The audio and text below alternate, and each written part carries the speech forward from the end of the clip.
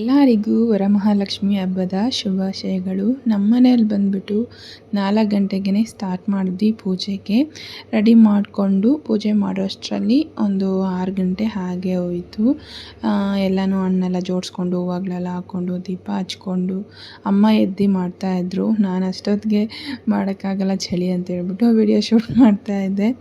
ಅಮ್ಮ ಕಂಪ್ಲೀಟಾಗಿ ಈ ಥರ ಅಲಂಕಾರ ಮಾಡಿದ್ವಿ. ನಮ್ಮ ಮನೇಲಿ ತುಂಬ ಸಿಂಪಲ್ ಅಂದರೆ ಸಿಂಪಲ್ಲಾಗಿ ನಮ್ಮ ಮನೆಯಲ್ಲಿ ದೇವರು ಲಕ್ಷ್ಮೀ ದೇವಿ ಎಷ್ಟು ಕೊಟ್ಟಿದ್ದಾಳೋ ಅಷ್ಟರಲ್ಲೇ ಮಾಡಿ ಖುಷಿಪಟ್ವಿ.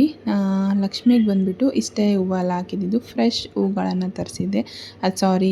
ಫ್ರೆಶ್ ಹೂಗಳು ನಮ್ಮ ಗಿಡದಲ್ಲೇ ಇತ್ತು, ಅದನ್ನೇ ನಾನು ಕಟ್ಟಿ ಹಾಕಿದ್ದೆ. ಇನ್ನು ಲಕ್ಷ್ಮಿಗೆ ಅಲಂಕಾರ ಮಾಡಿ ಪೂಜೆ ಮಾಡಿದ್ದಾಯಿತು.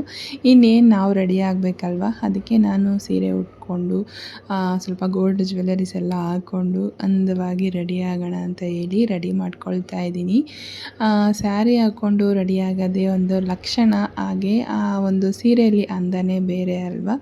ಕಂಪ್ಲೀಟ್ ಸೀರೆ ಲುಕ್ಕಲ್ಲಿ ನಾನು ಈ ಥರ ಕಾಣ್ತಾ ಇದ್ದೆ. ನನ್ನ ಮುದ್ದು ಗೊಂಬೆಗೆ ಒಂದು ಚಿಕ್ಕ ಫ್ರಾಕ್ ಹಾಕಿದ್ದೆ, ಅವಳು ಅಷ್ಟೇ ಕ್ಯೂಟಾಗಿ ಕಾಣ್ತಾ ಇದ್ಲು. ಈ ಕಂಪ್ಲೀಟ್ ವಿಡಿಯೋ ನನ್ನ ಯೂಟ್ಯೂಬ್ ಚಾನಲ್ಲಿ ನಾನು ಪೋಸ್ಟ್ ಮಾಡ್ತೀನಿ.